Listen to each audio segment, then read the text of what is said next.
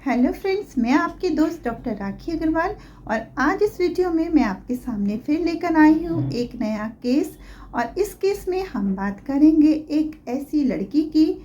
जिसका कहना था कि उसको बार बार पैनिक अटैक्स आते हैं और शायद घर वालों का भी मानना था कि ये लड़की पता नहीं अपनी ज़िद में रहती है, बहुत ज़िद्दी टाइप है, हर बात पे रोने चिल्लाने लगती है, नाटक करने लगती है, कभी हाथ काटने लगती है, ये सब चीज़ें करने लगती है। तो जब हमने उस लड़की से जानना चाहा तो उसने कहा कि मैम पता नहीं मुझे बात बात पे रोना आता है, पता नहीं मैं अपनी तरीके से बहुत अच्छा करती हूँ फिर भी मेरी बात कोई समझता ही नहीं, सबको लगता है कि मैं ही गलत हूँ, है ना।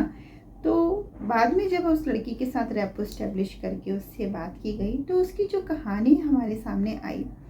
वो कहानी कहीं ना कहीं बहुत सारे लोगों की होती है और उसमें से कुछ पार्ट ऐसा था जो आप और हम सभी ने कहीं ना कहीं अपने बचपन में डायरेक्टली और इनडायरेक्टली महसूस तो किया होता है। प्रॉब्लम ये होती है कि कुछ लोग उसको एक्सेप्ट करते हैं, कुछ लोग उसको एक्सेप्ट नहीं करते, और अगर वो हमारे साथ नहीं होता तो हमसे किसी न किसी ने अपनी वो फीलिंग शेयर की होती है कि हमारे किसी डियर वंस या नियर वन के साथ उस तरह की चीज़ें होती हैं। तो आज जो हमारे पास एक लड़की आई, मान लीजिए कि उसका एक काल्पनिक नाम हम रख देते हैं निशा। तो हमारे पास जो एक निशा नाम की एक काल्पनिक नाम है इसका, तो जो हमारे पास एक सब्जेक्ट आया, जो एक लड़की आई, उस लड़की की पूरी कहानी हम देखें तो ये थी जब ये अभी वो लड़की करीब कोई 20 साल की है। तो जब वो लड़की 3 बहन भाई थे, जब वो छोटी थी तो तब से उसके सारे घर में उसके दोनों बड़े भाई बहनों को बहुत इंटेलिजेंट माना जाता था और वो छोटी है, छुई मुई है, बात बात पे रो पड़ती है, ज़रा ज़रा सी बात पे ड्रामा करने लगती है, ये कहकर उसको अक्सर उसकी बातों को टाल दिया जाता था, उसको चुप कर दिया जाता था। अब ऐसा हुआ कि उस लड़की के साथ 3 बार, एक बार जब वो 7 साल की थी, एक बार जब वो 10 साल की थी, एक बार जब वो 14 साल की थी, 3 बार, जैसे फैमिली मेम्बर होते हैं कहीं शादी ब्याह में जाते हैं, तो 3 बार उस लड़की के साथ लोगों ने उसको फिज़िकली हैरेस करने की, सेक्सुअली हैरेस करने की कोशिश की, उसी के किसी रिश्तेदारों ने। तो उस लड़की ने पहली बात तो अपने घर में नहीं बताया, ये सोच के कि मेरी बात पे तो कोई भरोसा ही नहीं करेगा।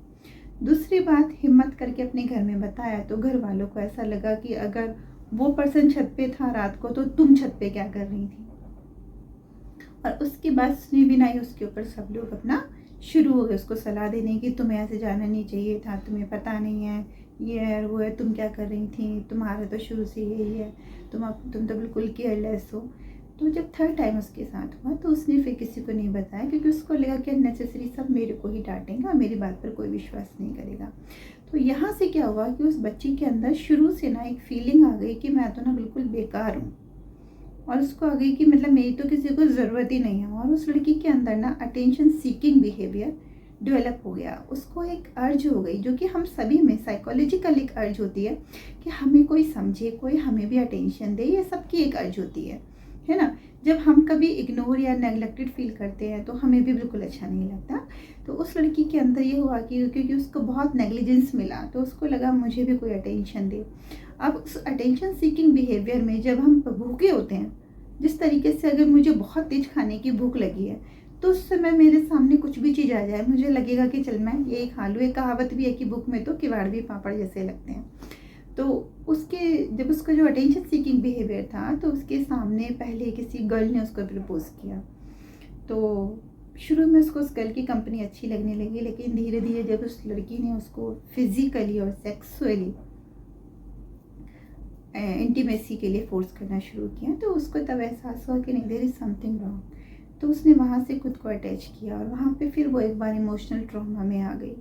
उसके बाद वो आगे बढ़ी, उसकी लाइफ में बहुत सारे ऐसे एपिसोड आए कि वो जब भी इमोशनल ट्रॉमा में आई उसको बहुत अकेलापन महसूस हुआ, क्योंकि ना घर में कोई उसको समझ रहा है और बाहर भी वो हर जगह कहीं ना कहीं इमोशनल ट्रॉमा में आ जाती है, ब्रेकअप्स हो जाते हैं। तो बाहर भी जब वो आगे आई तो उसका बहुत सारे लोगों के साथ उसका इन्फैक्चुएशन हुआ, हर बार किसी ना किसी वजह से ब्रेकअप हो गया।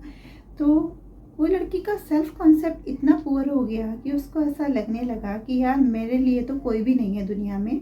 और हर कोई मुझे लास्ट में एहसास करा देता है कि यार मैं किसी के साथ नहीं निभ सकती, मैं बहुत ही बेकार हूँ। तो उस लड़की को पैनिक अटैक्स आने लगे, क्योंकि उसको ऐसा लगने लगा कि नहीं, मैं पैदा ही किस लिए हुई, और उसने सुसाइड की भी कोशिश की। तो इस केस को लेकर वो हमारे पास आई। तो जब हमने उस लड़की की काउंसलिंग सेशंस किए, जब हमारा उसके साथ धीरे धीरे, जैसे हमने उसकी सीबीटी की और हमने अलग अलग थेरेपीज़ के ज़रिए हमने उसके पास्ट में से निकाल कर उसको एक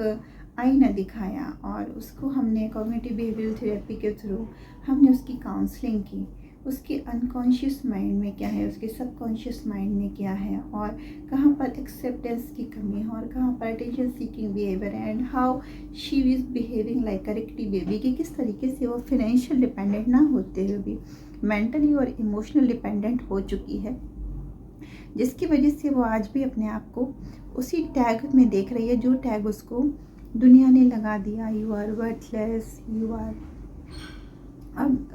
आर बिल्कुल यूज़लेस, या उसने अपने आप को बिल्कुल एक पुअर मी एपिसोड की तरह देखने लगी है, अपने आप को एक विक्टिम कार्ड के उसमें रखती है। तो हमने देखा कि धीरे धीरे काउंसलिंग के साथ साथ उस लड़की का कुछ रिलैक्सेशन हुआ, और उसको समझ में आया कि कहाँ वो गलत ट्रैक पे थी, और किस तरीके से उसको अपनी वर्थ को पहचानना है, और इमोशनली अगर उसको अटेंशन नहीं मिली तो इधर उधर अटेंशन लेने की जगह किस तरह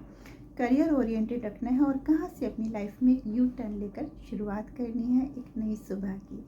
तो सेशन जैसे जैसे अपने अंत की तरफ आ रहा था, वैसे वैसे उस लड़की का हैप्पीनेस स्केल बढ़ता जा रहा था, और कुछ सेशंस अभी उनको आगे सजेस्ट किए गए हैं, लेकिन आज वो बहुत खुश होकर गई। तो इसी उम्मीद के साथ हम आगे बढ़ेंगे कि इस तरीके से अगर आपने या आपके आसपास किसी के साथ इस तरीके का हो रहा है तो उसको जज किए बिना एक बार सोचिए कि हो सकता है इसके पीछे भी एक लंबी कहानी हो। तो कभी भी कोई परेशान हो या किसी का बिहेवियर आपको ठीक ना लगे तो जजमेंटल ना होकर उसके लिए एम्पैथी रखिए, और कोशिश करिए कि हो सकता है वो किस मेंटल हेल्थ से, किस सिचुएशन से जूझ रहा हो। अगली स्टोरी में हम फिर आपके साथ मिलेंगे। ध्यान रखिएगा।